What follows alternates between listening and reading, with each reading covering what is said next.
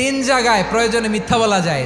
এক নাম্বার, আপনার ওয়াইফকে খুশি করার জন্য, সে একটু এরকম না বলে একটু কৌশল করে বললে খুশি হবে, ওটা বলা যায়। দুই নাম্বার, জীবন মরণের ব্যাপার, যান বাঁচানোর জন্য একটু কৌশল করে ঘুরিয়ে বললেন, এটা জায়েজ। তিন নাম্বার, দুইজন ঝগড়া লাগছে তাদেরকে মিলিয়ে দেওয়ার জন্য কৌশল করে একটু মিথ্যা বলা, ঘুরিয়ে বলা যায়। দুইজনের মধ্যে দেখলেন যে সম্পর্ক খারাপ, একজনরে বললেন, ভাই সে তো ওই দিন আপনার ব্যাপারে অনেক প্রশংসা। কি আমার ব্যাপারে প্রশংসা? কি বললো? এই বললো আপনি নাকি এই করছেন ওই করছেন, অনেক প্রশংসা। লোকটার মন খুশি হয়ে যাবে তার ব্যাপারে, ঠিক কিনা?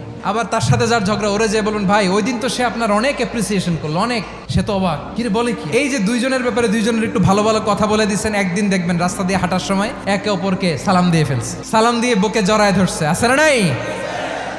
আবার মিলমিশ হয়ে গেছে। কিন্তু আমাদের স্বভাব হইলো, দুই প্রতিবেশী যদি একসাথে বসে একসাথে হাঁটে, দূর থেকে দেখলে আমাদের জ্বলে, আছে না নাই? ঘটনা কি? এই দুইটার মধ্যে এত মিল কে? এই দুইটার মধ্যে গিরিঙ্গি লাগানো যায় কিভাবে? আল্লাহর কাছে তওবা করেন, এই মানসিকতার যেন আমরা না হয়, আমরা মিলিয়ে